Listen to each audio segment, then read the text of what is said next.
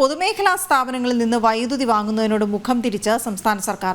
Neyveli lignite കോർപ്പറേഷനുമായുള്ള ചർച്ചകൾ പാതി വഴിയിലാണ്. സർക്കാർ നീക്കം സ്വകാര്യ കമ്പനികളെ സഹായിക്കാനെന്നും ആക്ഷേപമുണ്ട്. പ്രജിത് മോഹനൻ ചേർന്ന വിവരങ്ങളുമായി. പ്രജിത്ത്, എന്തുകൊണ്ടാണ് സംസ്ഥാന സർക്കാർ ഇങ്ങനെ ഒരു തീരുമാനമെടുക്കുന്നത്?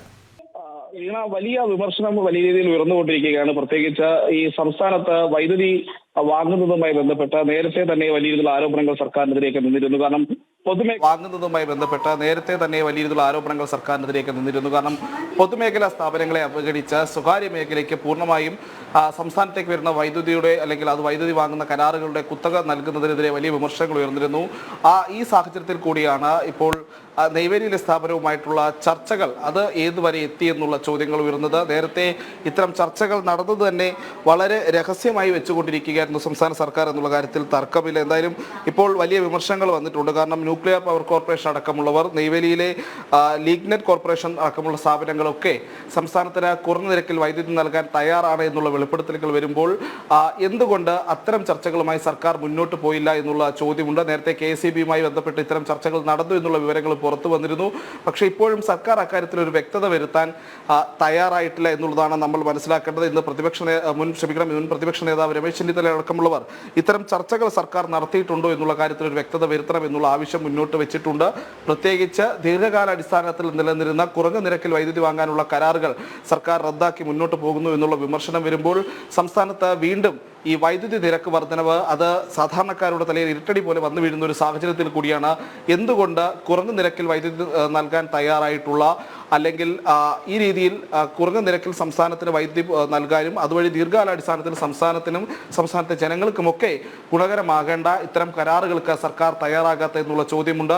അപ്പോഴാണ് ഈ സ്വകാര്യ മേഖലയ്ക്ക് പൂർണ്ണമായും ഈ സംവിധാനം മുഴുവനായി വിട്ടുകൊടുക്കുകയാണോ സർക്കാർ എന്നുള്ള ചോദ്യവും വിമർശനങ്ങളും ഒക്കെ ഉയർന്നു നിൽക്കുന്നത്. എന്തായാലും നമുക്ക് മനസ്സിലാക്കുന്നതനുസരിച്ച് നെയ്വേലി ലിഗ്നൈറ്റ് കോർപ്പറേഷനുമായിട്ടുള്ള ചർച്ചകൾ അത് പാതി വഴിയിൽ തന്നെയാണ് മുന്നോട്ട് പോകുന്നത് എന്നുള്ളതാണ്.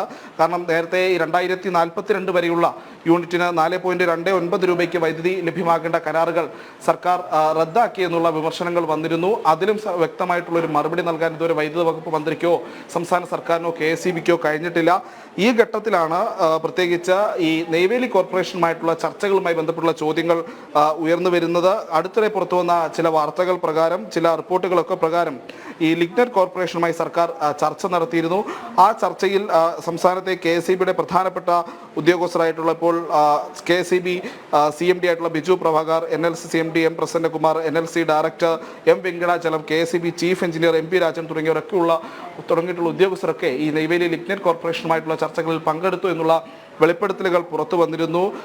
ഈ കരാർ വലിയ രീതിയിൽ സംസ്ഥാനത്തിന് ഗുണം ചെയ്യുമെന്നുള്ള ചർച്ചകളും ഉയർന്നു. പ്രത്യേകിച്ച് ലിഗ്നൈറ്റ് കോർപ്പറേഷൻ ഈ രാജ്യത്തെ തന്നെ പ്രധാനപ്പെട്ട ഊർജ്ജ മേഖലയിൽ രാജ്യത്തെ തന്നെ ഏറ്റവും പ്രധാനപ്പെട്ട പൊതുമേഖലാ സ്ഥാപനങ്ങളിൽ ഒന്നാണ് ലിഗ്നൈറ്റ് കോർപ്പറേഷൻ. അപ്പോൾ അവരുമായി ഒരു ചർച്ച നടത്തിയിട്ട് ആ ചർച്ചയിൽ കാര്യമായ പുരോഗതി ഉണ്ടാകാൻ കഴിയാത്തൊരു സാഹചര്യം എന്തുകൊണ്ട് വന്നു ചേർന്നു എന്നുള്ള ചോദ്യത്തിന് സംസ്ഥാന സർക്കാർ മറുപടി നൽകേണ്ടിയിരിക്കുന്നു. KSEB മറുപടി നൽകേണ്ടിയിരിക്കുന്നു. അപ്പോഴാണ് 2022 2023 2042 വരെയൊക്കെ നീണ്ടു നിൽക്കേണ്ട 4 രൂപയ്ക്കൊക്കെ ആ രീതിയിലൊക്കെ യൂണിറ്റിന് വൈദ്യുതി വാങ്ങേണ്ട ഒരു സാഹചര്യമൊക്കെ ഉണ്ടായിട്ടും ആ കരാറുകൾ പോലും സർക്കാർ റദ്ദാക്കിയിരിക്കുന്നത് പൊതുമേഖലാ സ്ഥാപനങ്ങളുമായി കുറഞ്ഞ നിരക്കിന് വൈദ്യുതി കരാറുകൾ ഒപ്പുവെക്കാനുള്ള ഒരു സാഹചര്യം കൂടി സംസ്ഥാന സർക്കാരിന് മുന്നിൽ ഉണ്ടായത്. പക്ഷേ അപ്പോഴും സ്വകാര്യ മേഖലയെ സഹായിക്കുന്ന രീതിയിലേക്ക് കാര്യങ്ങൾ സർക്കാർ മുന്നോട്ട് കൊണ്ടുപോവുകയാണെന്നുള്ളതാണ് ഇപ്പോൾ വരുന്ന പ്രധാനപ്പെട്ട വിമർശനം. ഇത് ദീർഘകാലാടിസ്ഥാനത്തിൽ കേരളത്തിന് വലിയ ദോഷം ചെയ്യുന്ന കാര്യത്തിലും തർക്കമില്ല. വീണ. ഓക്കെ.